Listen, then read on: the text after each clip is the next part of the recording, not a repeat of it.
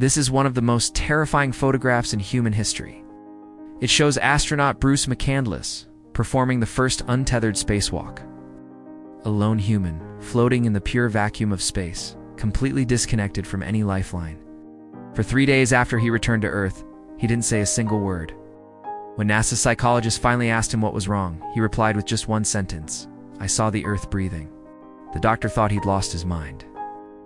But then more and more astronauts started reporting the exact same thing. They all said that if you stare at Earth from space for more than 30 seconds, you can see it expanding and contracting, just like a giant lung. Now, this isn't a hallucination. It's a trick your brain plays on itself.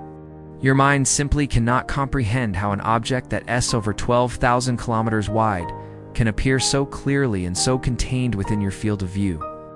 To make sense of this impossible sight, your cerebellum, part of your brain that handles motor control and balance, automatically adds a breathing motion to make it feel logical. But what's even scarier is what happens if you keep looking. You start to feel that Earth is staring back at you. NASA has a name for this phenomenon: the reverse overview effect. It's the chilling realization that you're not the one observing Earth. Earth is the one observing you. About 30% of all astronauts have experienced this. They say it's more terrifying than the idea of seeing aliens, because in that moment, you understand a profound truth. You thought you were the observer, the one looking out at the universe. But in reality, you're just a single cell on this vast blue living organism. And that's just the surface-level horror of the overview effect. The real psychological breakdown often happens long after they've returned. On December 24, 1968, Apollo 8 astronaut William Anders took a picture that would forever change human history. It's called Earthrise. As he raised his camera to capture that iconic image of our planet rising over the lunar horizon, his hands were shaking. Not from the microgravity, but from a sudden, crushing realization. He understood that he wasn't just photographing a planet. He was photographing the coffin of human civilization. Imagine you've been playing a video game for 20 years straight. You know every level, every character, every quest. Then one day you accidentally hit a button that exits the game, and you see the computer screen behind it all. In an instant, all the missions, the equipment, the points you've scored, it all turns back into simple code. It becomes meaningless. Nothing. That's the kind of profound collapse William Anders experienced while in lunar orbit. The world he knew, the reality he had lived his entire life, was reduced to a fragile, finite object hanging in the void. It took him 3 full years back on Earth before he could even publicly talk about what he saw and felt that day. Now, you might think this is all just philosophical or poetic, but there's hard science to back it up. Evidence that NASA was once hesitant to share. In 2014, a team of neuroscientists scanned the brains of 17 astronauts using fMRI machines. They wanted to see what happened inside their heads when they recalled their time in space. What they found was shocking. When the astronauts remembered floating above the Earth, their default mode network, the part of the brain responsible for self-awareness and our sense of place in the world, showed highly abnormal, synchronized firing patterns. And here's the truly startling part. This pattern was almost identical to the brain activity seen in people who have had near-death experiences. Let me be clear. Seeing our planet from space triggers a small-scale death of the self. This isn't a metaphor. It is a real, measurable neurological event. Inside your brain, there's a structure called the parietal cortex. Its job is to build your spatial reference frame. It constantly tells you, "I am here, and the world is out there." It's what keeps you grounded. But when you're 320 kilometers up, orbiting the planet, and seeing it as a floating marble in an endless black sea, this entire system crashes. Instantly, you see, your brain evolved on the surface of the Earth. Your parietal cortex was never designed to handle that kind of perspective. It's like running a brand new video game on a computer from 1995. The system just couldn't process the input. And it overloads. When this collapse happens, your brain initiates an emergency protection mechanism, forces you to merge with the Earth. One astronaut described this feeling perfectly. He said, "I felt like I was no longer an individual, became part of Earth, or maybe Earth became part of me." Again, this isn't poetry. This is cognitive disintegration. It's a desperate last-ditch attempt by your brain to avoid a total and complete shutdown. Still skeptical? Think about this. 2007, a Japanese neuroscience team conducted an experiment. They had 30 volunteers put on VR headsets that simulated the view of Earth from the International Space Station. After only 15 minutes of this virtual experience, the results were unsettling. 43% of the participants reported a blurring of their self-boundaries. Some couldn't distinguish their own hands from the table in front of them. Others felt their consciousness expanding outward, as if it were leaking out of their bodies. 2 people collapsed instantly, saying they didn't know who they were anymore. And remember, this was just from a VR simulation. The real experience in space is estimated to be 100 times more powerful. Up there, your senses are flooded with contradictions. Your eyes are telling you that the Earth is small, a beautiful but tiny sphere you could cover with your thumb. But your logical mind knows it's unimaginably huge. Your body tells you you're floating, weightless. But your lifetime of memories insists that you should have weight, that you should feel gravity's pull. These constant warring contradictions create a massive cognitive black hole in your mind. And the overview effect? That's the gravity of that black hole, pulling your sense of self apart. So, the next time you see a stunning photo of Earth from space, remember the hidden story behind it. It's not just a picture of our home. It's a picture of an experience so profound it can rewrite the human brain, shatter our sense of self, and make us question the very nature of our reality. It's a glimpse into an abyss that some of humanity's bravest explorers have stared into, and from which some have never fully returned. Thanks for watching. If you found this journey into the mind of an astronaut fascinating, make sure to like, subscribe, and hit that notification bell for more deep dives into the mysteries of science and space. See you next time. Have you ever wondered what it's like to see Earth from space? We see the beautiful pictures, the astronauts waving, and we think it must be the most incredible experience. But what if there's a dark side to that beauty? A side that changes you forever, in ways science is only just beginning to understand. This is the story of the overview effect, and it's far more terrifying than you can imagine. Scientists at NASA have been tracking astronauts for decades, and they found something disturbing. The changes that happen in space, ... They don't go away when you come back. For 10 years, they followed a group of 63 astronauts. Even long after their missions, scans showed that the parts of their brains responsible for telling the difference between self and other were permanently weakened. Think about that for a second. They can never again fully feel that I am me, and the world is the world. Their very sense of individual identity has been fundamentally altered. At a private gathering, a retired astronaut said something that cast a heavy silence over the entire room. For a full 30 seconds, nobody spoke. He confessed, "What I miss most is the happiness of not knowing the truth." He explained that every single morning, the moment he wakes up, the first image that floods his mind is of Earth.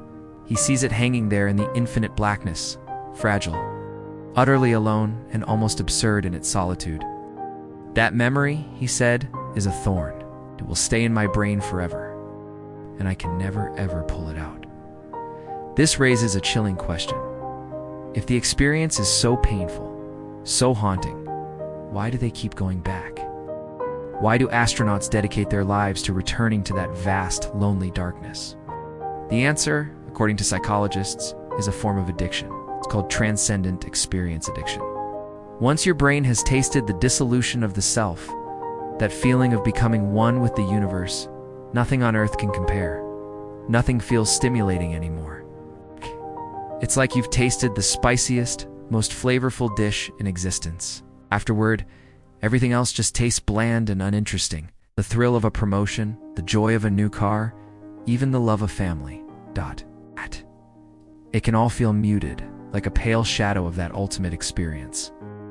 Just how powerful is this addiction? NASA has an unpublished internal report that details an extreme and deeply unsettling case. In 1996, an astronaut aboard the International Space Station became fixated on the view of Earth. For 3 days straight, he spent 6 hours a day just staring out the window, completely motionless. He didn't eat.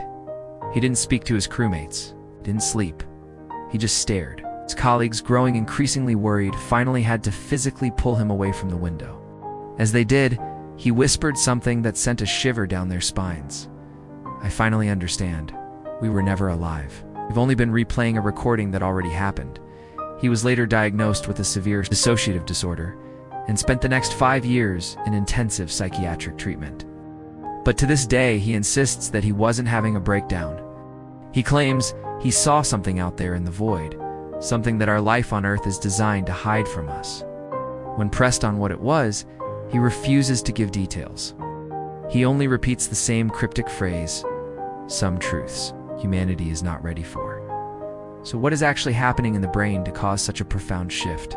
Neuroscientists are beginning to piece it together, and their leading theory centers on our perception of time. For us here on the ground, time feels like a straight line. There's the past behind us, the present moment we're in, and the future stretching out ahead. But for an astronaut experiencing the overview effect, that linear perception collapses. Time becomes spherical.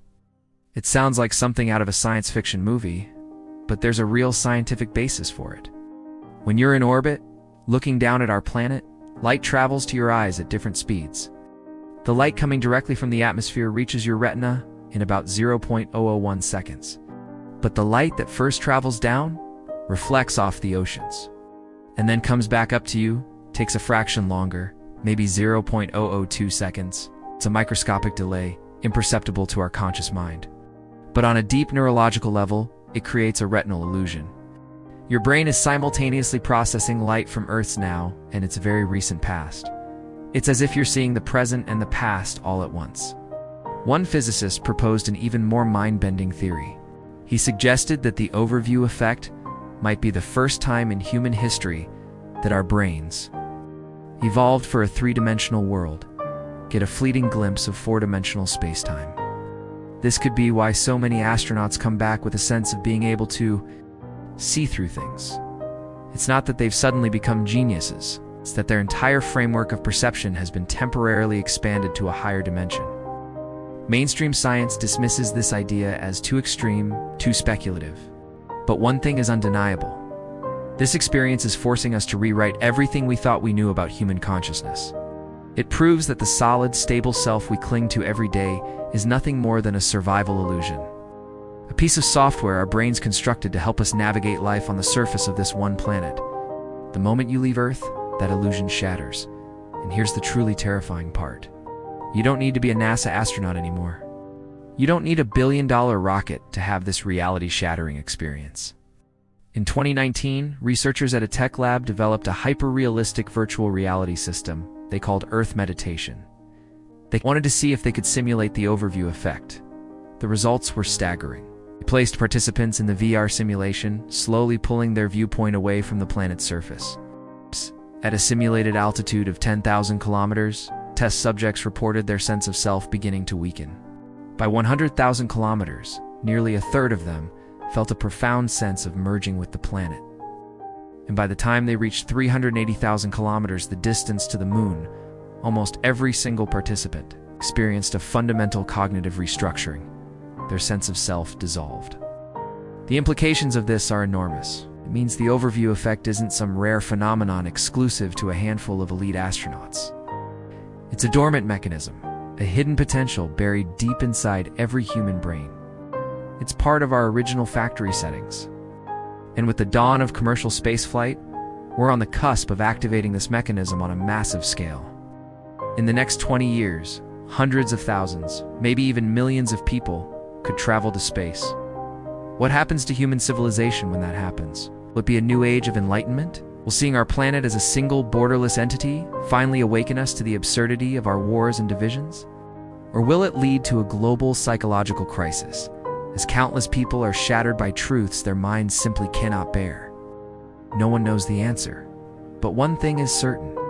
Once you truly see this planet from the outside, you can never go back. I don't mean you can't physically return to Earth. I mean you can never go back to being the person you were before. The one who didn't know the truth. And that is the real horror of the overview effect. It doesn't destroy you. It makes you lucid in a world that isn't. It doesn't drive you insane. It reveals our collective insanity. The question is no longer asterisk if asterisk humanity will face this truth, but asterisk when asterisk, and whether we will be ready for it. Thank you for watching. If this story made you think, please consider subscribing for more deep dives into the mysteries of our world and ourselves.